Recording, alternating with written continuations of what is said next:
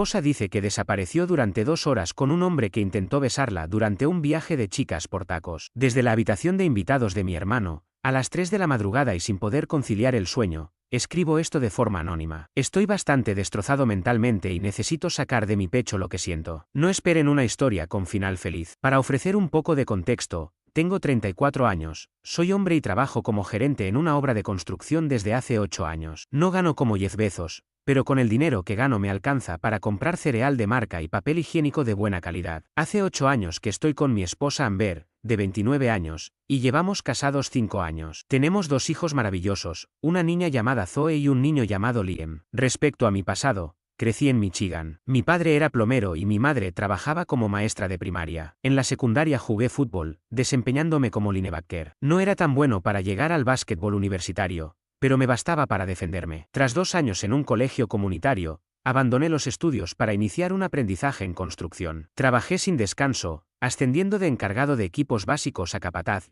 finalmente, a gerente de obra. Soy el tipo de persona que se asegura de que los edificios no colapsen y de que nadie pierda la vida bajo mi supervisión. Conocí a Amber en una fiesta de un amigo en común, cuando yo tenía 26 años. Ella era la chica sexy de la que todos advertían, una fiestera que raramente se comprometía en una relación. A pesar de que tenía numerosos problemas personales, como conflictos con su padre, y a pesar de que sus modales y estilo, siempre vestida para salir de discoteca y cuidada en el gimnasio, indicaban que estaba por encima de mi nivel, me dejó totalmente impresionado por su belleza, una estupidez clásica de mi parte. Al principio, la relación fue perfecta, vivimos una intensa fase de luna de miel con viajes improvisados y gestos románticos, como llevarme el almuerzo al lugar de trabajo. En esos momentos yo estaba estudiando marketing sin tener muy claro qué quería para mi vida, pero ella se tomó muy en serio la situación cuando se enteró de que estaba embarazada de Liam. Tras 3 años juntos, le pedí matrimonio de inmediato. Aunque mis padres tuvieron sus dudas, mi madre me preguntó si estaba seguro, y yo estaba convencido de que habíamos construido algo sólido. 5 años después, compramos una casa decente en los suburbios. Mientras yo trabajo más de 50 horas semanales en las obras, Amber se dedica a la enseñanza de yoga a tiempo parcial, impartiendo 2 clases a la semana, y comparte en Instagram su experiencia de maternidad y bienestar, acumulando alrededor de 4.000 seguidores. Siempre me pareció normal que, al casarte con una mujer tan atractiva, tu pareja tuviera un carácter exigente. Sin embargo, a medida que avanzaba la relación, empezaron a surgir quejas. Aunque nunca discutíamos de forma violenta, Amber empezó a expresar su sensación de quedar atrapada en la rutina con los niños, afirmando que había perdido su identidad como mujer, mientras que sus amigas solteras vivían aventuras y disfrutaban de la vida. Mientras tanto, yo me partía el lomo en las obras bajo un calor de 35 grados para poder costearle los orgánicos y productos de lujo que ella insistía en comprar. El conflicto llegó cuando las amigas de Amber de la época de la universidad planearon un viaje de 5 días a una elegante casa de campo en Arizona, con una piscina infinita y vistas a la montaña. Ella se lo había insinuado durante semanas, compartiéndome fotos y conversaciones grupales, y yo,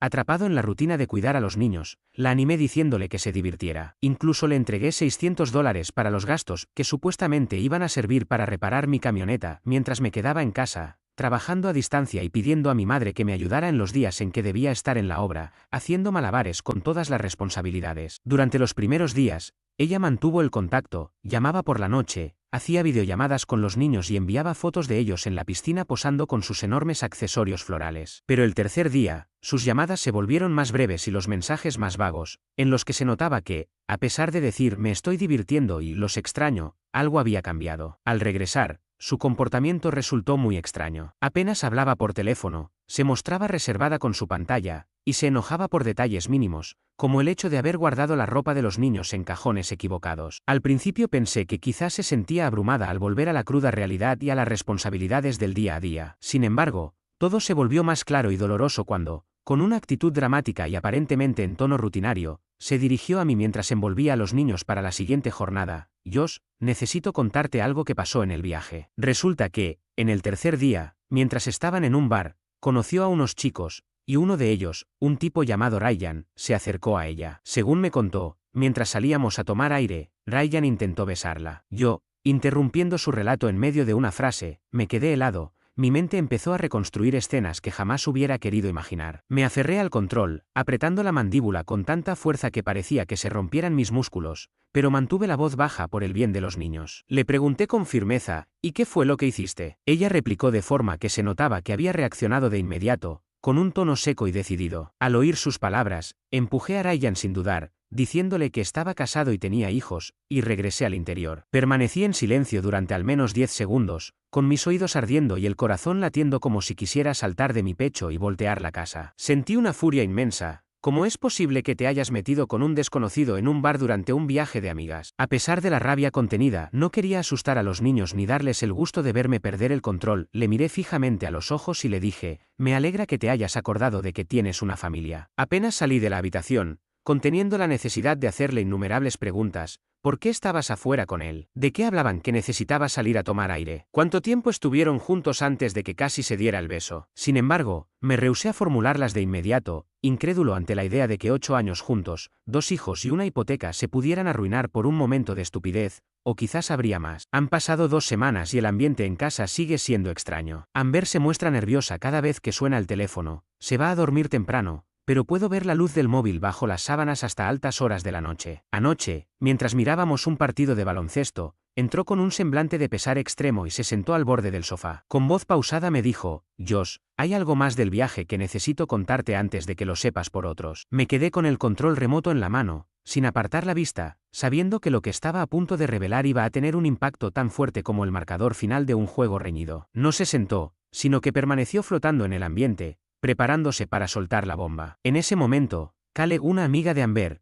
cuyo esposo trabaja en la misma empresa que tú, de modo que no quería que oyeras su versión de los hechos primero, intervino, asintiendo con la cabeza para que siguiera con su relato. Esa noche, tras salir a comer tacos, Amber confirmó, con un gesto apenas perceptible, que efectivamente se había involucrado con ese tipo llamado Ryan, el mismo que había intentado besarla. Resulta que, después de haber bebido un poco, ella se ofreció a conducir, argumentando que quería hablar y pedir disculpas. Yo la miré incrédulo y le pregunté, ¿así que te subiste a un auto, sola, con el tipo que intentó sobrepasar los límites durante unos tacos? Y encima, fue el más sobrio de la noche, mientras él estaba atravesando un divorcio difícil y solo necesitaba desahogarse. La forma en que pronuncié esas palabras fue contenida, sin levantar la voz ni moverme de mi sitio, pero con la suficiente firmeza como para dejar en claro mi desconcierto. Le dije, ¿estás segura de que se trató de tacos? Porque la ubicación y el argumento no parecían concordar. Al sacar el mapa en mi teléfono, comprobé que el lugar que mencionaba estaba a solo 12 minutos del lago, muy lejos de la distancia de 1 hora que se había insinuado. Ante la confusión, ella abrió la boca y luego la cerró de inmediato, y finalmente se dijo a sí misma, ocurrió después del beso, cierto, lo que aumentó mi desconcierto, ya que antes había asegurado que el beso tuvo lugar al final del viaje y ahora parecía haber una contradicción en la cronología. Confundo los días y la línea de tiempo se ha vuelto borrosa. Aquella noche, mientras él bebía y yo repasaba en mi teléfono la supuesta visita al puesto de tacos, ya noté inconsistencias. El local cierra antes de la medianoche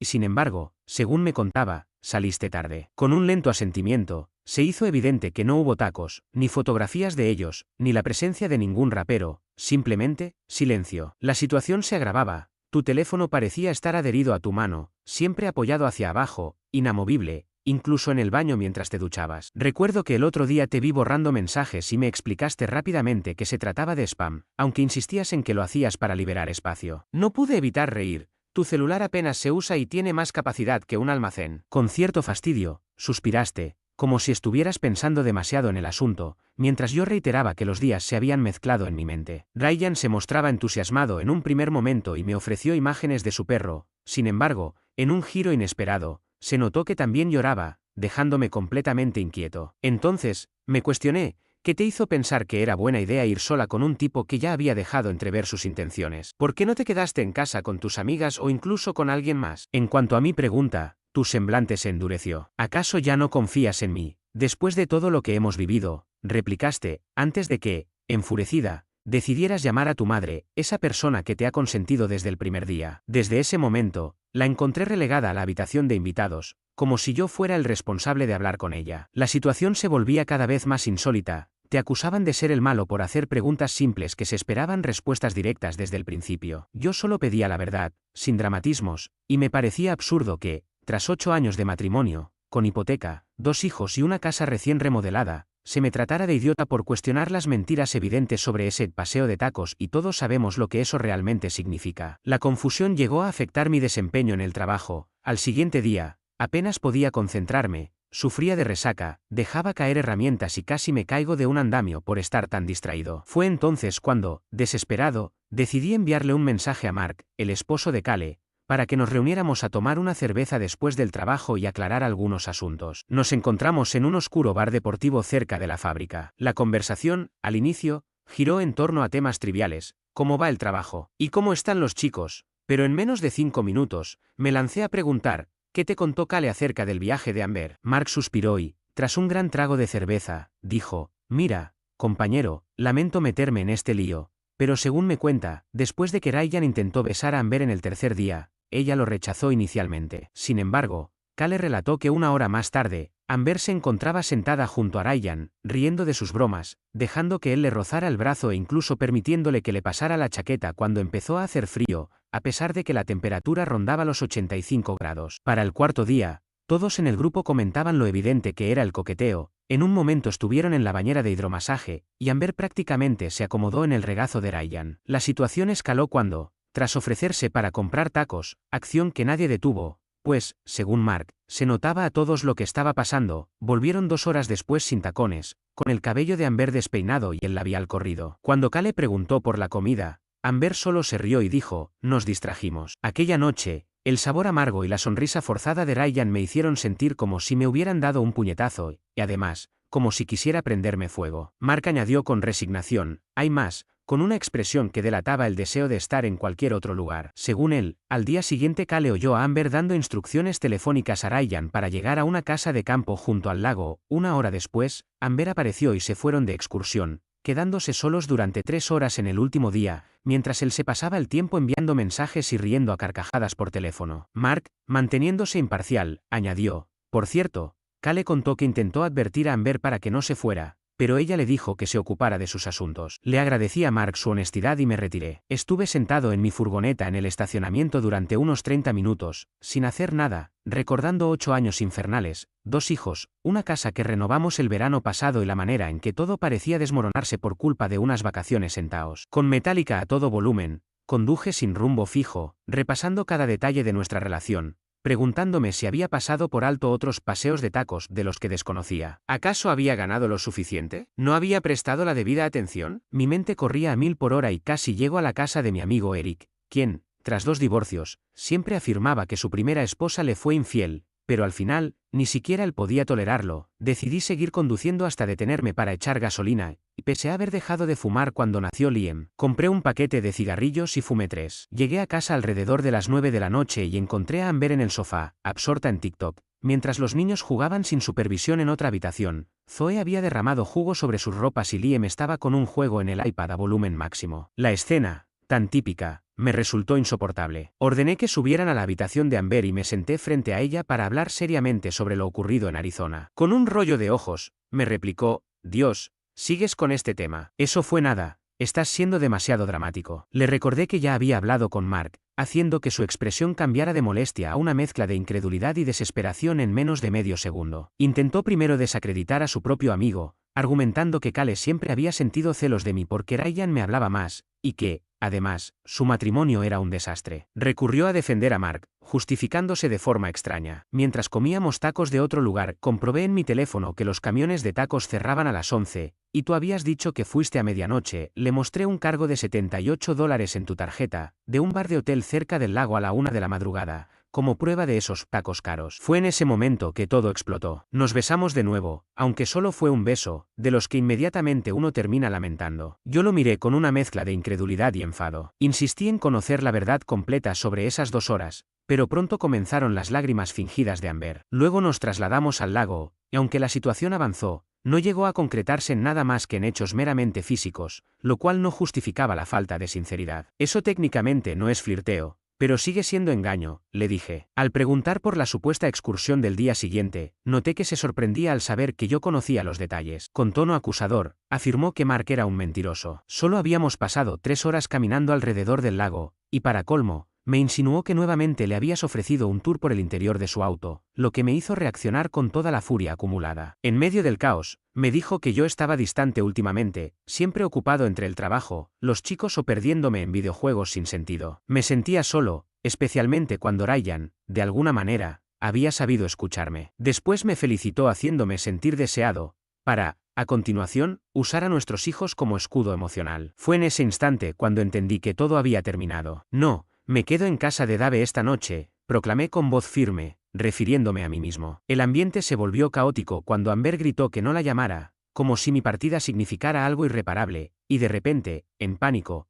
parecía temer que mis sentimientos estuvieran involucrados. Sin embargo, ella se retiró a subir las escaleras, empacó una maleta entre sollozos y aferrándose a lo que quedaba de nuestro pasado. Le expliqué a los niños que tenía que ir a ayudar a mi tío Dave y que los verían mañana. Liam preguntó por qué mamá lloraba, y con lo de asuntos de adultos, les di abrazos largos a ambos. Esa noche, revisé los registros de nuestro teléfono en mi laptop de Amber y descubrí que habías estado enviando entre 40 y 50 mensajes diarios a un número de Arizona durante el viaje. Cuando te enfrenté con los mensajes, dijiste que él solo se quedaba mirando para asegurarse de que yo estuviera bien, después de lo ocurrido. Esa imagen se repetía en mi mente durante enero, casi incapacitándome de mirarte sin imaginar que estabas golpeando a Ryan, quien en tanto se quedaba en casa, cuidando a sus hijos, limpiando la casa y trabajando sin descanso para pagar nuestras deudas. Esa noche, me refugié en la casa de mi hermano, durmiendo apenas 2 horas antes de llamar y decir que me encontraba enfermo, para poder presentarme al trabajo al día siguiente. Ya al amanecer, contacté a un abogado de divorcios recomendado por un amigo que había pasado por una situación similar. El abogado, un veterano de Vietnam de 60 años especializado en divorcios donde uno de los progenitores resulta engañado, se convirtió en mi última esperanza. Todo comenzó con un gesto que me confirmó que nuestra relación había llegado a su fin. Pagó el enganche de $3,500 sin inmutarse ni un instante, y en ese instante supe que todo había terminado. Mi hermano Dave fue mi roca durante todo este proceso. Me ofreció su casa sin dudarlo, escuchó mis desahogos, y sin juzgarme, soportó que aquella noche, a las 2 de la madrugada, me derrumbara en su porche tras haber bebido en exceso. Dave, que desde el primer día nunca tuvo simpatía por Amber, la calificaba de excesivamente exigente, fue quien me permitió refugiarme en su hogar. Aquel día fue caótico. Amber se volvió histérica, llamándome sin cesar, al menos 37 veces, hasta que pude decirle, entre tanto alboroto, que vendría a buscar más ropa y a ver a los niños. Más tarde, llegó a la casa de Dave durante la cena, en un estado de pánico total, exigiendo que habláramos sobre lo ocurrido. Ante su agitación, Dave, con firmeza, le indicó que se retirara antes de que llamara a la policía. Apenas unos instantes después, encontré en mi camioneta una nota que decía: haré lo que sea para solucionar esto, pero ya era demasiado tarde. Regresé a casa para recoger algunas cosas y ver a mis hijos, mientras ella seguía sollozando y prometiendo en tono desesperado que haría cualquier cosa para arreglar la situación, desde borrar las redes sociales, abandonar sus clases de yoga, hasta admitir que había cometido errores, aunque, como yo solía pensar, olvidar pagar la factura de la electricidad es un error, pero dejarse tocar en un auto es una elección. No faltaron las intervenciones de terceros. Recibí una llamada de la madre de ella, y luego, otra voz, de tono paternal, me dijo: el matrimonio tiene altibajos, Josh, tienes que ser el más grande y sobrellevar este bache. Me reí y le respondí: ¿y si tu esposo recibiera algo de una mujer cualquiera, también lo llamarías un bache? La persona colgó sin esperar respuesta, mientras mi hermano y mi padre me ayudaban a trasladar lo esencial al cuarto de huéspedes de Dave. Mi padre, con pocas palabras pero con un apoyo incondicional: estás haciendo lo correcto, hijo, y échame una mano con las cajas, me reconfortó en medio del surrealismo de pasar de ser un hombre casado preocupado por las tasas hipotecarias y mi alineación de fantasy fútbol a buscar en Google cómo funciona la custodia de los hijos. Afortunadamente, los exámenes médicos confirmaron que mi prueba de ETS era negativa, un alivio en medio de la tormenta. Sin embargo, Amber se lanzó a las redes sociales de forma inusitada. Comenzó a subir fotos antiguas en las que parecíamos una familia feliz, acompañadas de citas sobre el perdón y capturas de antiguos mensajes, con leyendas como luchando por lo que importa y todos merecen una segunda oportunidad. Los comentarios de sus amigos se llenaron de mensajes de apoyo. Sin embargo, lo que realmente me partía el alma era el espectáculo que tenía que armar frente a los niños. Les conté que su padre se quedaría temporalmente en la casa de mi tío Dave, y ver a mi hija de 5 años preguntar si mamá y papá estaban enojados, mientras mi hija de 3 años sollozaba sin comprender que lo que se había roto en nuestra familia era algo irreversible, me destrozaba internamente. 2 semanas después de la confesión, pedí el divorcio. Amber, en un acto de humillación, entregó los papeles en su clase de yoga, algo que su abogado luego señalaría como un acto deliberadamente vejatorio. No elegí el momento ni el lugar, pero en medio del clamor, ella me llamó a gritos, acusándome de destruir nuestra familia. Irónicamente, yo estaba convencido de que ella había contribuido a su ruina al convertir tacos en código para favores sexuales. Con la separación definitiva, Amber se mudó temporalmente con sus padres, mientras yo encontraba refugio en la casa de mi hermano. Se instauró una situación incómoda de copaternidad, intercambiábamos a los niños en el estacionamiento de Target sin mirarnos a los ojos. Incluso en una de esas entregas,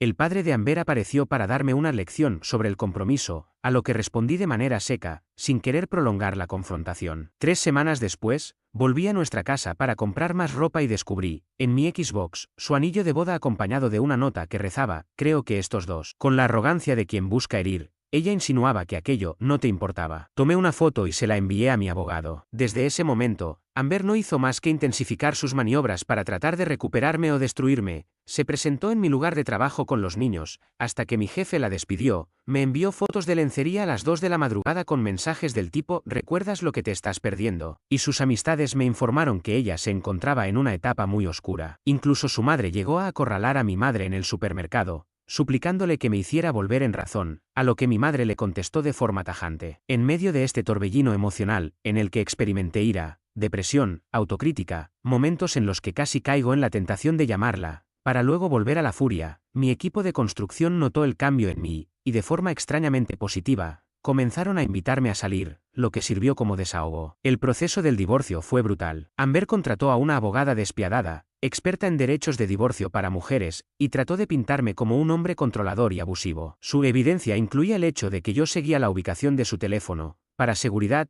controlábamos los gastos y teníamos cuentas conjuntas. Incluso llegué a pagar por el viaje con amigas, en el que ella cometió infidelidades, y exigió la custodia completa alegando que yo no trabajaba lo suficiente para ser un buen padre, reclamando la casa, el 70% de nuestros ahorros y $2,200 mensuales de pensión. Su abogado presentó una oferta de conciliación que, en esencia, me dejaba a merced de vivir en mi camioneta y ver a mis hijos cada 2 fines de semana, lo que provocó que mi propio abogado se riera, comentando que estaban en su propio mundo. Finalmente, se negoció una solución, la custodia legal se acordó al 50/50, con custodia física primaria a mi favor, ya que había sido el padre estable durante su crisis de los 29 años. Se estableció que Amber recibiría la pensión en ciertos días, aunque ella era la que realmente trabajaba menos. Tampoco se asignó pensión alimenticia adicional, y vendimos la casa para repartir las ganancias. El juez, una mujer sensata y experimentada, destacó que la conducta ofensiva y la constante manipulación de Amber fueron factores determinantes en su decisión, subrayando que yo había sido el pilar de estabilidad para los niños, mientras que ella se concentraba en sus relaciones personales. No faltaron episodios lamentables. En una audiencia, mientras Amber rompía en llanto, tuve que ayudarla a salir de la sala de la corte. Me sentí vacío, sin alegría ni alivio, exactamente lo opuesto a cómo imaginé que debía terminar nuestra historia. Durante casi un año, entre honorarios legales, comparecencias y el espectro de sus desesperadas maniobras, incluyendo la extravagante invitación de Ryan como testigo, quien terminó confesando haber intercambiado fotos íntimas con ella semanas antes de que se presentara el divorcio, el proceso de custodia se volvió una verdadera batalla. Hoy, tras los innumerables vaivenes y la desgastante negociación, la sentencia final estableció que ambos compartimos la custodia de manera equitativa, aunque la realidad es que yo tengo la custodia física principal mientras que Amber recibe la pensión para los días que está con los niños. No se asignó pensión alimenticia adicional, y tras la venta del inmueble, repartimos las ganancias. El juez puntualizó que la ofensa y la constante deslealtad de Amber influyeron decisivamente en su fallo, resaltando mi constancia en mantener la rutina y el bienestar de mis hijos. Aunque para muchos este desenlace podría parecer la solución, para mí solo supuso la consolidación de una herida que jamás imaginé tener. Después del divorcio, Amber y Ryan mantuvieron una relación formal durante aproximadamente 2 meses. Durante ese tiempo, Amber se mudó temporalmente a Michigan y alquiló un Airbnb cerca de la casa de sus padres. Aunque parecía que se estaba construyendo algo, según cuenta Cale, quien ahora forma parte del Team Josh, esas relaciones de vacaciones no se cimentan sobre bases sólidas. Ryan, por su parte, ignoró a Amber cuando ella empezó a hablar sobre la posibilidad de conocer a mis hijos y, quién sabe, incluso de mudarse junto a él. Para empeorar las cosas, se descubrió que, mientras todo esto sucedía, él estaba manteniendo conversaciones con otras 2 mujeres. Como suele decirse, el karma nunca falta. Por el lado patrimonial, vendimos la casa por $380,000. Con mi parte, adquirí una vivienda más modesta, ubicada cerca de casa de mis padres, quienes nos colaboran con el cuidado de los niños. No se trata de una elegante casa estilo rancho de 3 habitaciones con un amplio jardín, pero al menos es nuestra, y ya no figura el nombre de Amber en ella. Mientras tanto, ella optó por alquilar un lujoso apartamento en el centro de la ciudad, una propiedad que en realidad no puede costear por sí sola, razón por la que sus padres están subsidiando ese nuevo comienzo. Los suyos siguen convencidos de que su hija es la verdadera víctima en este entramado. A lo largo de este proceso, Amber se ha embarcado en una extraña travesía de redención. Últimamente, según indica la descripción de su nueva cuenta de Instagram, se ha encontrado a través de la espiritualidad,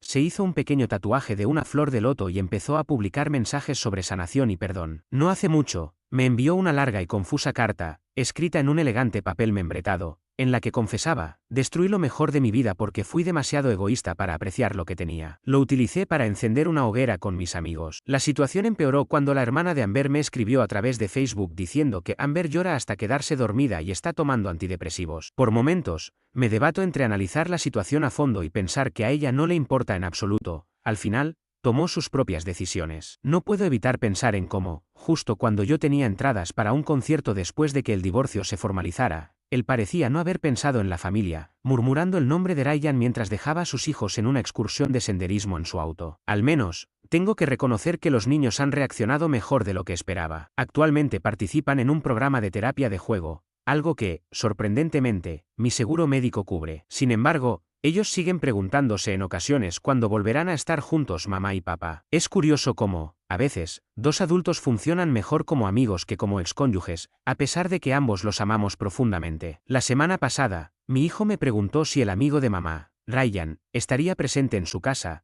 y entre risas se abrió una conversación inesperada. En el ámbito laboral, recibí una buena noticia: fui promovido a gerente regional en la compañía de construcción, lo que trajo consigo un aumento de $15,000. El equipo organizó una fiesta sorpresa en el bar local y hasta me regalaron un pastel que decía felicidades por el divorcio y la promoción. No puedo negar que esos compañeros fueron un pilar para mi estabilidad mental durante toda esta etapa. Además, sigo asistiendo a terapia. Mi psicólogo comenta que he pasado del modo de respuesta a la crisis al de reconstrucción, lo que supongo significa que, cuando se menciona el nombre de Amber, ahora es menos probable que sienta el impulso de golpear una pared. Aún así, tengo pesadillas en las que vuelvo a nuestra antigua casa y todo parece normal, para luego despertar y enfrentar la realidad. Esos sueños son, sin duda, los peores. He sido muy cuidadoso, quizás en exceso, porque tengo dos pequeños que no necesitan más turbulencias en sus vidas. Mi hermano, en un intento por ayudar, no cesa de querer hacer de casamentero, introduciendo a amigas de su esposa en el show de citas estilo bricolaje. La mayoría eran agradables,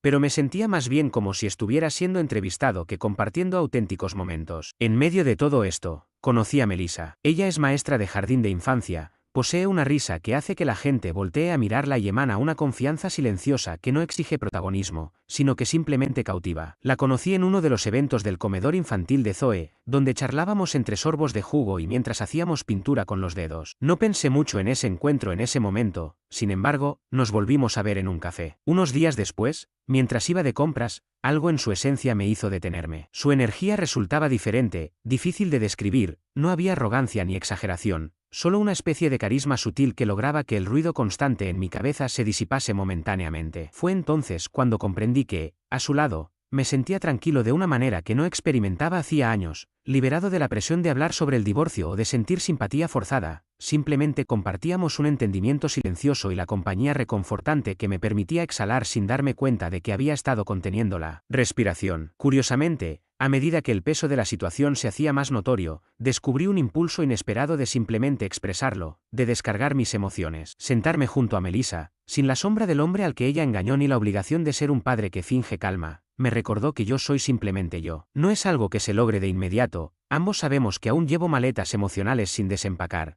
pero la idea de descansar sin estar constantemente alerta para el siguiente golpe es precisamente lo que ella me ofrece. Y sí, me hace imaginar cómo sería la vida si dejara de sobrevivir a duras penas para empezar a vivir de verdad. En un giro más insólito, resulta que Cale y Mark también han decidido separarse. Parece ser que Cale, durante un viaje a Las Vegas, encontró su propia Margarita en el camino. Mark me escribió diciéndome: creo que ambos nos casamos con personas tóxicas. Ahora vamos al gimnasio juntos los sábados y hablamos de nuestro sex entre serie de repeticiones. La miseria busca compañía. Lo más reciente es que, según se comenta, Amber estaría saliendo ahora con su asesor espiritual. Este hombre, de unos 45 años, luce un moño masculino y dirige el estudio de yoga donde ella trabaja. Su intención es presentarlo a los niños como un amigo especial. No obstante, mi abogado ya envió una carta contundente reclamando el derecho de tanteo en lo que respecta a nuevos vínculos dentro del acuerdo de custodia. De todo este embrollo he aprendido que si alguien miente sobre los detalles pequeños, no te sorprendas cuando lo haga en lo importante. Las promesas son meras palabritas. Los niños, en cambio,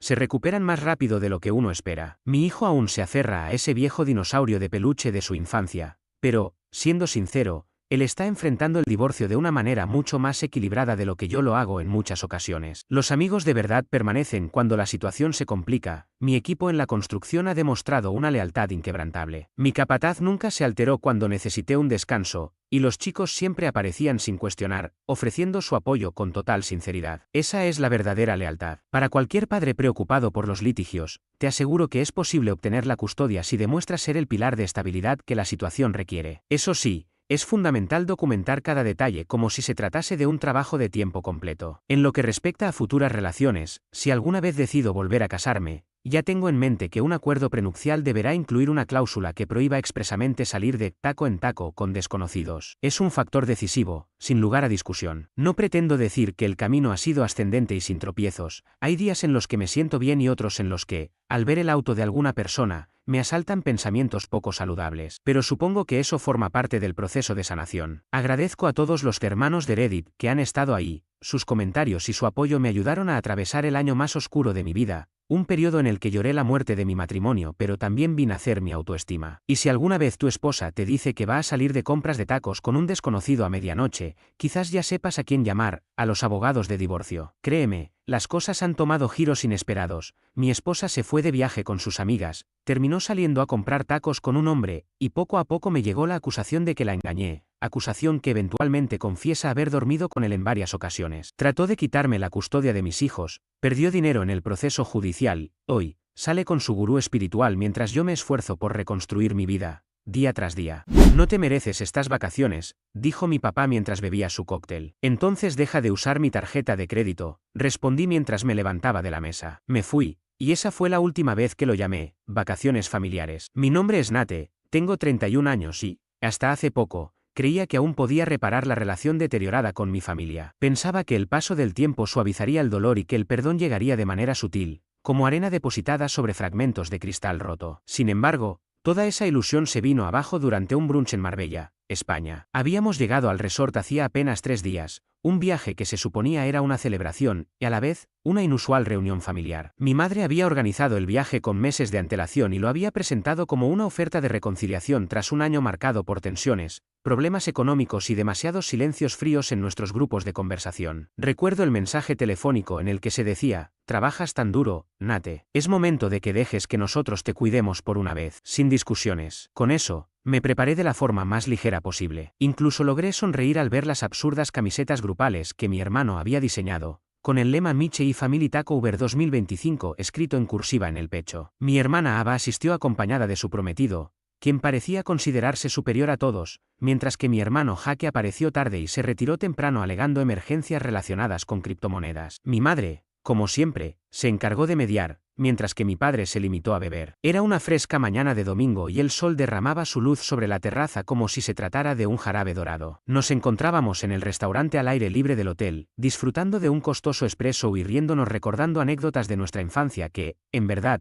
nunca habían sido tan divertidas. Yo era el encargado de abonar las cuentas de la cena, las mejoras en la habitación e incluso los misteriosos paquetes de spa que mi hermana reservaba. Todo se cargaba silenciosamente a mi tarjeta, la cual estaba registrada desde el momento del check-in. No tenía intención de iniciar un conflicto en Marbella, pero entonces sucedió. Mientras degustábamos nuestras bebidas, mi padre, inclinándose en su silla y con gafas de sol, levantó su cóctel y lanzó, casi en tono de broma: no te mereces estas vacaciones, Nate, siempre has sido el aguafiestas. Al verlo, apenas parpadeé. Luego, tomó un largo sorbo y añadió con desdén: bueno, gracias a que pagaste la cuenta con tu tarjeta, se ha convertido en un buen fondo familiar. Todos se rieron. Ava, mi madre, inclusive el prometido de mi hermana, congeló su bocado en el aire y Jaque arqueó las cejas. Fue en ese preciso instante cuando sentí un crudo y repentino dolor en el estómago, aquel del que se tiene conocimiento cuando se intuye que algo no está bien. La ofensa había sido clara, el comentario no era simplemente grosero, sino personal e intencionado. Dejen de usar mi tarjeta de crédito, dije con voz temblorosa, levantándome lentamente y dejando la servilleta sobre la mesa. Y la próxima vez recuerden que el respeto no se incluye en el servicio a la habitación. Nadie se movió, el ambiente quedó congelado,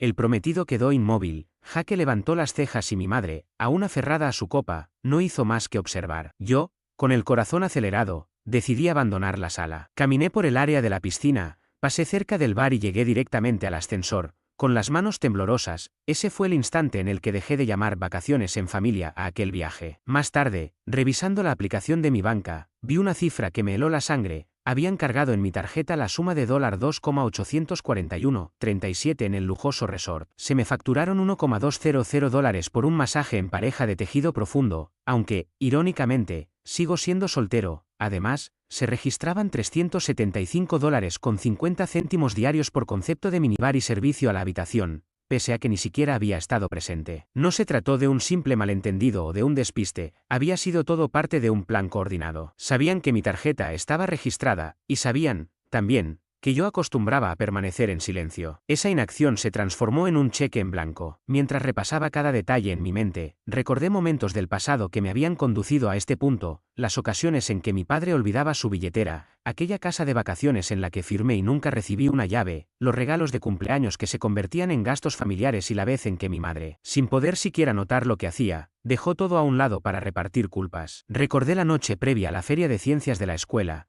cuando había construido un volcán desde cero usando papel maché, bicarbonato de sodio y hasta pinté a mano la lava. Me quedé despierto toda la semana mezclando pegamento y pintura en la mesa de la cocina, y todo aquello se convirtió en un recuerdo imborrable. Recuerdo con dolor cómo mi madre, sin inmutarse, pisoteó mi volcán, un proyecto lleno de esfuerzo, y no se percató del llanto de mi hermana menor Ava, quien sollozaba desconsolada por un tiara desgarrado para su obra escolar. Ese fue el primer momento en que me sentí completamente invisible. Mi padre, Frank, es militar convertido en agente de seguros, siempre fue escueto en sus demostraciones de afecto. Con pocas palabras y aún menos abrazos, creía firmemente que los hombres debían actuar sin protestar. Si te quejas, es porque no te esfuerzas lo suficiente, solía decir. Y así, dejé de quejarme, adoptando desde muy joven la idea de trabajar sin parar. A los 13 empecé a cortar el césped y, a los 16, comencé a ahorrar cada centavo. Mientras otros chicos se emocionaban por comprarse zapatillas, yo ayudaba a mi padre arreglando teléfonos viejos para venderlos en línea. Hace algunos años,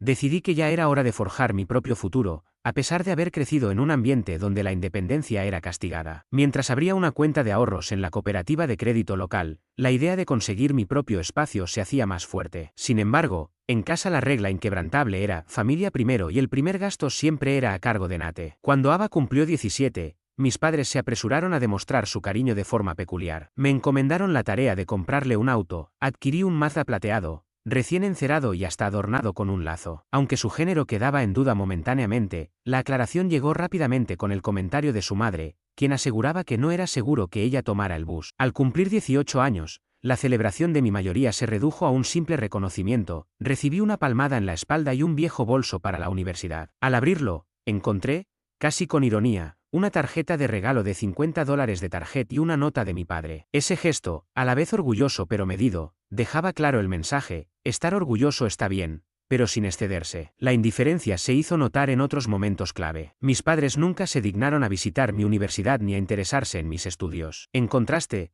cuando expulsaron a mi hermano mayor, Jake, por segunda vez, recurrieron a mí sin dudarlo para rescatarlo con un pequeño préstamo. La excusa de su madre fue que Jake estaba pasando por un mal momento y tú eres el único estable, así que le transferí $3.000. Lamentablemente, ese dinero se evaporó entre compras de marihuana, inversiones en criptomonedas y un viaje impulsivo a Tailandia, marcando así la primera gran traición. No fue Marbella, esa experiencia hubiera sido apenas la gota, sino otro episodio, ocurrido 4 años atrás, el que definió el límite de mi tolerancia. Durante la Navidad, tras meses de ahorros para sorprender a mis padres con un crucero a Alaska, imprimí los boletos, los envolví cuidadosamente en una caja y añadí una nota que decía: gracias por haberme criado, permítanme cuidar de ustedes, por una vez. Sin embargo, la reacción de mi padre fue desconcertante. Apenas miró los boletos, se los pasó a Ava con un siempre quise ir, quizá con Nor y yo hagamos un viaje como pareja. Así, mi regalo se transformó en un recurso más para ellos, relegándome al papel de simple billetera. Esa situación fue solo el inicio de una serie de abusos económicos. Con el paso del tiempo, cada factura vencida se justificaba con una petición urgente: este mes estamos un poco apretados, se descompuso el calentador, Jake necesita una cirugía dental, el novio de Ava se quedó sin trabajo, puedes cubrir el alquiler por un mes más. Siempre se presentaba como algo temporal, dando a entender que, gracias a mi trabajo bueno y al hecho de no tener aún mi propia familia, yo era la opción inamovible para solventar cualquier imprevisto. Acepté una y otra vez, hasta que los rechazos empezaron a generar críticas veladas y manipulaciones emocionales. Entre reproches como «eres tan egoísta últimamente» y acusaciones de ser frío o distante, empecé a dudar de mi integridad. La situación llegó a un punto crítico cuando, al rehusar cubrir unos $2,800 para el catering en la segunda boda de Jaque, mi madre sollozó diciendo que ya no me reconocía, y mi padre mandó un mensaje afirmando que había cambiado, no para mejor. Y, para añadir más leña al fuego, llegó el episodio de la supuesta Marbella. Esa excursión, en la que solo acepté participar pero no financiar, resultó ser otro claro abuso de confianza. Al llegar al hotel, inmediatamente cuestioné a quién pertenecía la tarjeta de crédito que se usaba para pagar. Todos me miraron, y la respuesta fue tan evasiva como ridícula. Mi padre simplemente se encogió de hombros, mi madre esbozó una sonrisa y Ava comentó que era solo un cargo en espera, lo devolveríamos pronto. La mañana siguiente, al entregar la tarjeta, quedó en evidencia que Ava se había permitido comprar 2 bolsos de diseñador y Jaque había pedido 4 botellas de champán para la habitación, mientras yo terminaba siendo el que tenía que hacerse cargo de la cuenta. Mi padre, riéndose, me aseguró, relájate, Nate, en una semana te devuelven ese dinero. Pero la cuestión nunca fue el dinero, sino el hecho de que jamás se me consultó ni se me tomó en cuenta. El punto de quiebre llegó al revisar el recibo de un costoso spa $5,443.60, momento en el que sentí que ya era suficiente. Mi madre murmuró en ese instante, deberías haberlo pensado 2 veces, a lo que respondí internamente que ellos siempre asumían que yo estaría de acuerdo. Sin armar escándalo, sin gritar ni cancelar el crucero, recogí mis cosas y me dirigí al centro de negocios del hotel. Allí imprimí cada uno de los recibos de mi tarjeta de crédito, donde cada cargo llevaba un nombre, un número de habitación, y con ello, una parte de una historia de abusos. Mi familia usaba el lujo y el servicio de habitaciones para esconder su manera de destruir la confianza. Esa misma noche, envié un correo grupal titulado Desglose de gastos familiares, revisión urgente, en el que adjuntaba un PDF detallando todos los cargos de la semana. En el mensaje pedía que cada uno confirmara quién debía ser reembolsado y advertía, si no recibo respuesta para el viernes, me veré obligado a recurrir a recursos legales y financieros, incluidas reclamaciones por fraude. Quería mantener la calma y la formalidad, dejando de lado expresiones vacías de afecto, y centrándome únicamente en números y responsabilidades. 3 horas después, durante una reunión por Zoom, recibí un mensaje de Ava en tono de reproche, ¿estás hablando en serio ahora, Nate? Esto es familia. Poco después, mi madre propuso una videollamada privada. Sin dar una respuesta directa, envié un enlace para la reunión en la que todos se conectaron. Jaque estaba en bata en su cama, Ava se maquillaba, mamá disfrutaba de una copa de vino, y papá ni siquiera apareció en cámara. Entonces, mi madre, con una voz dulce pero llena de frustración, preguntó, ¿por qué amenazar con acciones legales? Al fin y al cabo, somos familia. Yo respondí de manera directa que el problema éramos ellos. Jaque se burló diciendo que todo se trataba únicamente de los cargos del hotel, asegurando que ya habían planeado pagarme. Decidí compartir mi pantalla y mostrarles 2 diapositivas. La primera detallaba un total de $14,372.10 en cargos. La segunda, un desglose por persona, con Jaque cubriendo $4,200, Ava $3,850, papá $2,400. Mamá $2,100 y otros cargos no identificados ascendiendo a $1,800. Ante ese silencio y las acusaciones de que yo, al ganar más, debería estar dispuesto a cubrir esas diferencias, Ava replicó con dureza que no es lo mismo causarte daño directo, nadie te ha robado, a lo que mi respuesta fue clara, si no autoricé esos cargos, eso equivale a un robo. Fue entonces cuando mi madre comenzó a sollozar, recordándonos que todo lo que querían era un viaje en el que nadie tuviera que preocuparse, lamentando lo distante y frío que me había vuelto. Recordó viejos tiempos, cuando aplastaron mi volcán por el tiara de Ava, cuando pagué al abogado por el segundo DUI de Jaque, cuando entregué mi crucero de Alaska a Ava y su novio. La tensión se palpaba. Finalmente, papá se silenció y comentó con tono apagado, está bien, Nate, ya has dejado claro tu punto, ¿qué es lo que quieres? Dinero. Frente a la cámara, dejé claro, no, exijo límites y consecuencias, y al día siguiente, la situación quedó marcada por ese ultimátum. Tomé la decisión de que, si querían fingir que nada importaba, les mostraría exactamente lo que había sucedido. Presenté una denuncia por fraude, contacté a mi banco y verifiqué cada uno de los cargos, contando con los recibos del hotel, correos electrónicos y direcciones IP que respaldaban mi reclamación. Escalé el caso e incluso expuse todo en 2 chats grupales. Publiqué todos los recibos en el grupo de WhatsApp de la familia extendida. En uno de esos mensajes aparecía el título, así se vieron las vacaciones, para que todos sepan quién pagó sus tragos. Maya, mi prima, exclamó sorprendida, mientras mi primo replicaba con un rotundo, no puede ser. Mi tío me preguntó si estaba hablando en serio. Ava abandonó el grupo y Jaque comentó, no hagas pública la pelea familiar, pero yo decidí hacer caso omiso. Recibí 3 actualizaciones de Willy Trust. Llamé a mi abogado para eliminar a todos los miembros de la familia de mi lista de contactos de emergencia, e incluso de la de mis padres, especialmente de aquellos que causaban problemas. Además, se sumaron 4 bonificaciones relacionadas con el trabajo. Revelé que, al final de esa semana, me habían otorgado una bonificación anual de $75,000. Con ese dinero, reservé un viaje en solitario a Islandia, en categoría 5 estrellas y clase primera, y documenté cada instante. En uno de los posts, titulé,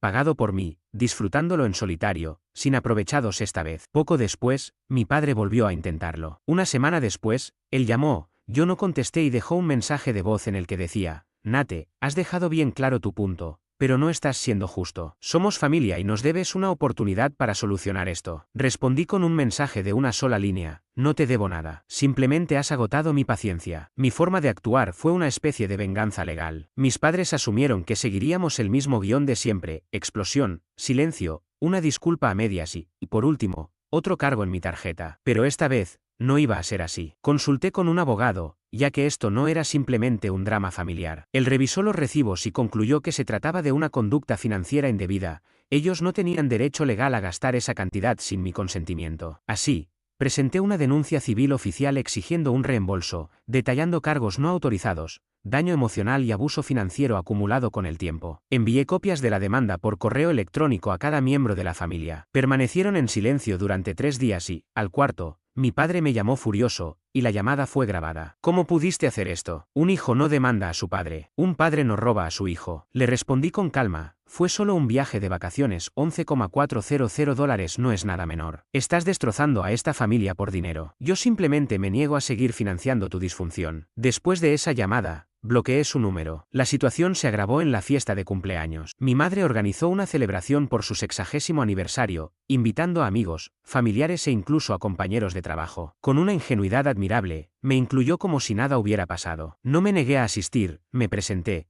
pero decidí dar una sorpresa hacia el final de la noche. Durante los discursos, mientras todos brindaban y compartían anécdotas, me levanté y dije, perdón por interrumpir, pero ya que estamos todos aquí, tengo algo que decir. Saqué los recibos impresos y los coloqué frente a mi madre. Estos son los cargos de nuestras vacaciones familiares. No fueron regalados. Hubo desacuerdo, ya que ella insistió en que yo simplemente había pagado los gastos como siempre. El silencio se apoderó de la sala, la tía María casi pierde el aliento, mi primo murmuró increíble y mi tío apartó la mirada. Continué, no se trata solo de dinero, sino de respeto. Mi negativa deja claro que, de ahora en adelante, no seré aceptado sin condiciones. Posteriormente, tomé medidas radicales, corté relaciones, cambié todas mis contraseñas, abrí nuevas cuentas bancarias sin accesos compartidos y removí a mi familia de mis pólizas de seguro y contactos de emergencia en las aplicaciones de pago, como Zelle, Venmo y PayPal. Revogué también los accesos a planes de salud compartidos y designaciones en mis fondos de jubilación. 3 días después, mi madre me preguntó mediante un mensaje,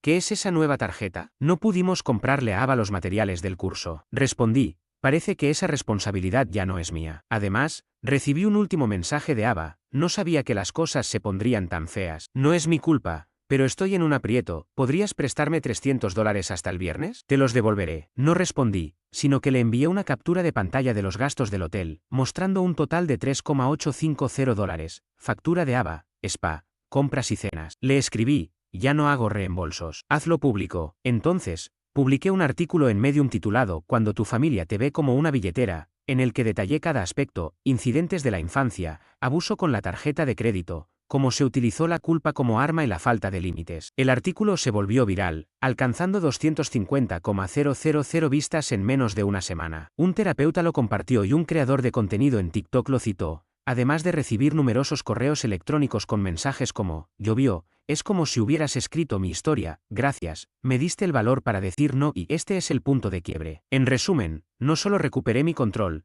sino que también corté toda dependencia con la familia. No más contrapartidas emocionales ni abusos financieros. Al fin y al cabo, mi proveedor predeterminado era libre, y ahora soy una persona más íntegra y fuerte. Recibí un mensaje final de mi hermana, gracias. Este mensaje confirmó que había logrado un cambio decisivo y duradero en mi vida. Contesté y luego la bloqueé. 8 semanas de silencio pasaron sin novedades, hasta que apareció un mensaje puntual. 2 meses transcurrieron sin palabra alguna de mis padres, ni emails, ni llamadas, ni esos grupos de chat diseñados para hacerte sentir culpable. Creí que finalmente se habían retractado, que quizá hasta habían aprendido algo. Una mañana, mientras tomaba café en mi tranquilo y nuevo apartamento y me dedicaba a ponerlo en orden, recibí un mensaje de texto de mi padre. Jake está a punto de perder su apartamento. ¿Podrías avalar el contrato? Me reí sin esperar respuesta. En lugar de ceder a la petición, abrí mi correo y confirmé el mensaje de mi agente inmobiliario. La oferta por el adosado había sido aceptada y, en consecuencia, la propiedad quedó a mi nombre. Sin necesidad de garantes ni cuentas compartidas por lazos familiares, se materializó mi ascenso, años de ahorro habían dado fruto y,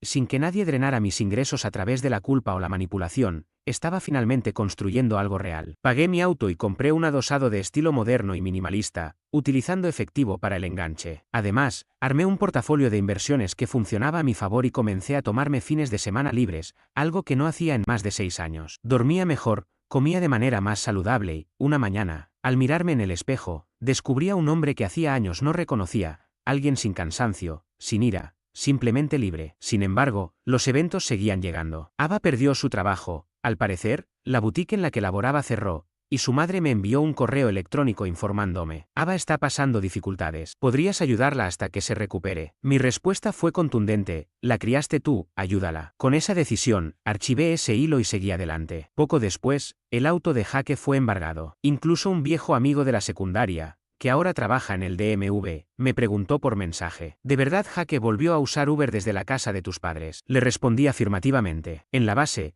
con la situación familiar deteriorándose, mi madre se había desplomado. A mediados de noviembre recibí una carta manuscrita, con tinta azul, itálicas temblorosas, y un toque de perfume en un estilo de culpa nostálgica. El mensaje de mamá decía: Nate, sé que las cosas se han calentado, pero seguimos siendo familia. Ava sufre, Jake está perdido y tu padre apenas habla. Solo intentábamos crear unas festividades especiales, eso no significa que no te amemos. Por favor, llámanos, amor. Le di vuelta a la carta, escribí una respuesta breve en la parte trasera y la devolví. Comprendí que el amor no viene con factura. En enero, fui convocado a la oficina del vicepresidente. Tras un café y una conversación sobre metas, rendimiento y liderazgo, me extendió un sobre en el que se recogían noticias reales. Has sido uno de los líderes más confiables. Queremos ponerte a cargo de la división el próximo año. Dentro, se detallaba el inicio de una carrera ejecutiva, un aumento de $40,000, participación en las ganancias, horario flexible y una confianza total en mi gestión. ¿De verdad es así?, pregunté, y lo confirmé. Por primera vez, no me sentí un impostor, lo había logrado a base de esfuerzo propio, sin atajos. Decidí no presumir de la promoción ni mostrar el mobiliario nuevo, ni tampoco alardear de las vacaciones que había planeado para la primavera, porque entendía que, a veces, la mejor venganza es el silencio. Mientras ellos seguían enviando mensajes que yo eliminaba, yo seguía mi camino. El último golpe llegó un domingo por la tarde, cuando pasé frente a la casa de mi infancia. La pintura se desvanecía, la hierba ya no crecía y en la entrada descansaba la vieja camioneta de Jake, con una llanta pinchada. No me detuve, ni soné la bocina ni toqué el timbre. Solo susurré para mí mismo: tú construiste este desastre, ahora que vives en él. Esa declaración, a la vez, me quebró y me sanó. En marzo, recibí un mensaje de mi prima Maya, la única en la familia que se mantenía neutral. Con sencillez, me escribió: tuviste razón al alejarte. Antes creía que poner límites era egoísmo, pero ahora entiendo que es respeto propio. Me diste permiso para anteponerme a mí misma. Gracias. Esa lectura se quedó en mis ojos durante largo tiempo. No lo hizo con tristeza, sino con el consuelo de sentirme finalmente comprendido y visto, no como un cajero automático o un saco de boxeo, ni como ese pilar incansable de la familia, sino simplemente como yo, con mis imperfecciones y aciertos. Esas palabras me mostraron lo que la familia había perdido. A la vez, Ava regresó a la casa de mis padres, desempleada y postulándose para puestos de recepcionista de entrada, que juraba serían temporales. Jake fue desalojado nuevamente, y mis padres, por primera vez en silencio, se veían ahogados en deudas de tarjetas de crédito, sin nadie a quien aprovecharse. La tan conocida caja registradora familiar se había cerrado para siempre. Solían llamarme frío, insensible, distante. Lo que nunca comprendieron es que ellos mismos habían creado esa distancia, y que yo decidí dejarla intacta. Unos días después, llegué a recibir otra carta, sin remitente ni nombre en el sobre, pero reconocí la letra desde adentro. El mensaje decía: Nate, todos cometemos errores, pero al dejarnos de lado, el dolor duele más de lo que imaginas. Siempre fuiste el fuerte, el inteligente, y quizá eso nos hizo olvidar que también eres humano. Jake te busca, Ava asiste a terapia, y tu padre ha cambiado. No pedimos dinero, solo un lugar en la mesa otra vez. Por favor, regresa. Amor, mamá. Esa carta se quedó conmigo durante un minuto entero, sin música ni distracciones, en un tenso enfrentamiento con mi pasado. Finalmente, me levanté, Me dirigí hacia la chimenea y encendí una cerilla. El papel se arrugó en segundos, el humo se elevó, llevándose consigo cada vieja obligación, cada culpa y cada falsa disculpa disfrazada de amor. Sin lágrimas ni titubeos, simplemente susurré: estoy en casa. Y así, me alejé de lo que me había marcado, sin recibir respuesta, y sin volver a saber de ellos.